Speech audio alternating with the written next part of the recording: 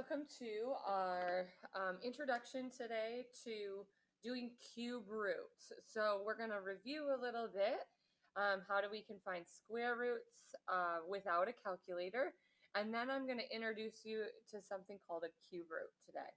Okay, so let's review. We have a note packet if you're in my class, and we've been using these notes with our list of perfect square numbers here.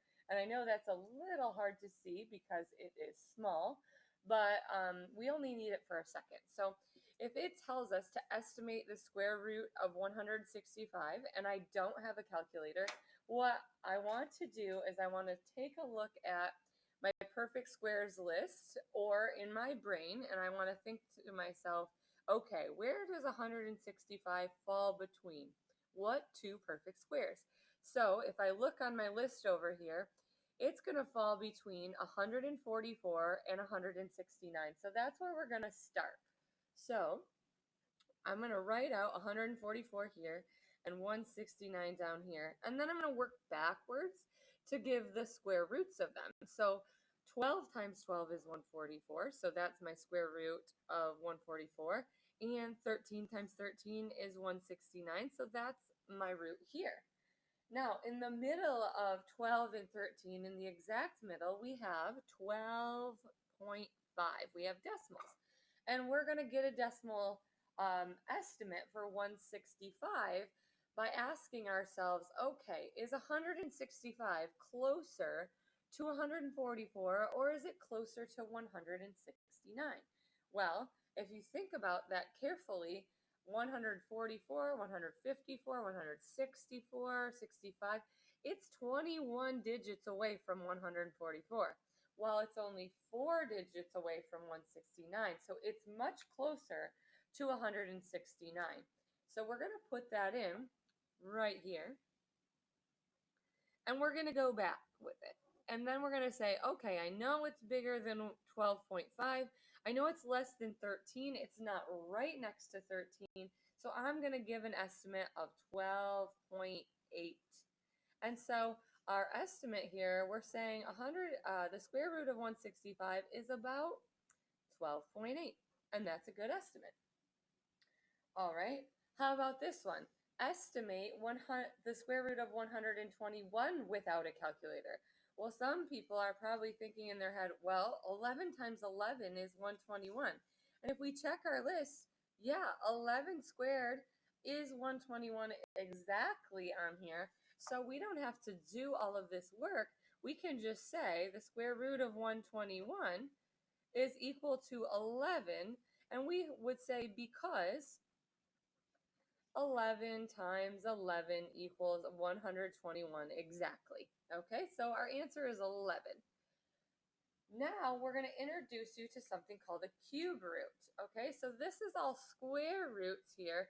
A cube root is very similar. So something to note is that a square root is talking about an actual side length of a square. So a cube root is going to talk about the side length of a cube. So let me just demonstrate here. I'm going to draw a little cube. If you don't know how to do this, you can start by drawing a square. And in the corner, draw another square about the same size. And I'm freehanding. And then we connect each of these corners. And you get a cube. Now, a cube root. So if I know the volume of a cube, right? Let's say we know that the volume of this whole entire cube is 8 centimeters cubed, right? So that's how much it would take to fill this up.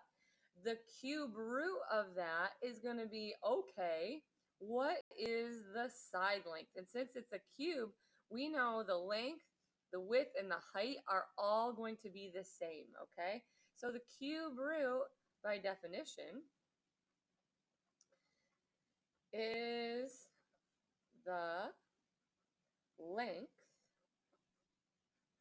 of the side of a cube. So in this case, for my example that I chose, what I'm really trying to figure out when I find the volume of a cube, I'm trying to figure out, if I knew this, I would go, oh, this number times this number times this number will give me the volume. So what I'm trying to figure out is what number times itself again is equal to 8. And so that's what we're trying to figure out when we are asked the question, what is the cube root? So, and the next question, number 4, we are asked that exact question. What is the cube root of 8? So that's saying, if this cube's volume is 8 centimeters cubed, what's one side length? And so here's what we have to do. We have to guess and check. There's really no way to get this answer besides going, okay, 8 is a smaller number, and so I need to guess and check some numbers. Well, let's say you start with 1 times 1 times 1. Oh, well, 1 times 1 is 1, times 1 more is 1. So it can't be 1. Let's try a next number. Let's try 2 times 2 times 2. Well, 2 times 2 is 4, times 2 more is 8. So we found it, the cube root of 8. And now I'm going to show you how we write it as well.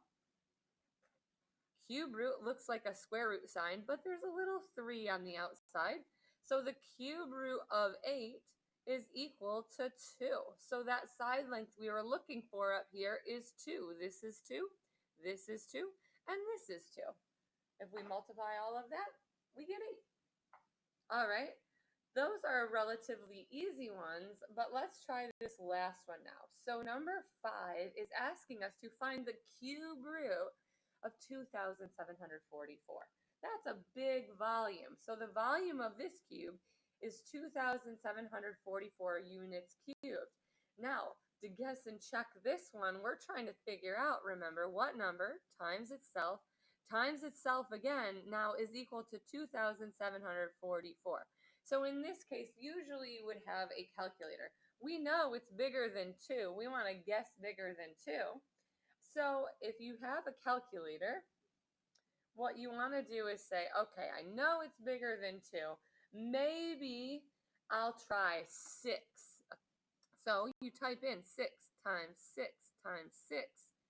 Up 216. I'm really low yet, so I want to guess higher. Let's try 9.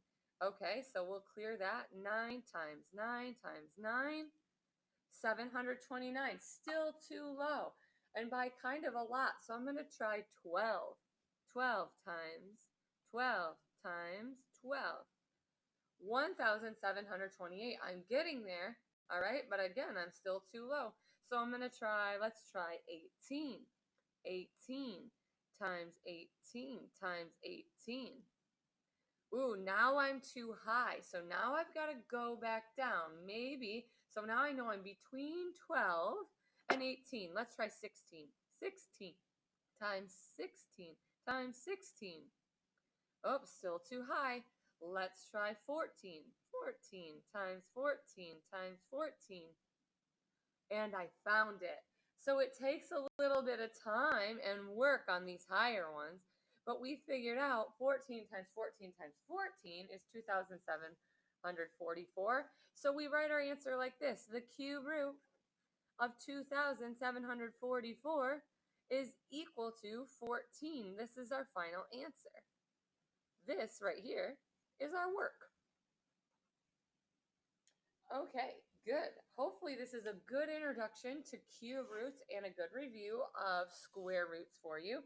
If you have my class, your assignment is on the other side of this paper. And there's both square roots on here and cube roots. So what I want you to do is try all of them. Do not forget the bottom, it says estimate without a calculator, and so you must show your work to earn your credit. Okay, no work, no credit. All right, I hope you have a great day. If you have any further questions, please feel free to see me or email me, and I'll get back to you as soon as possible.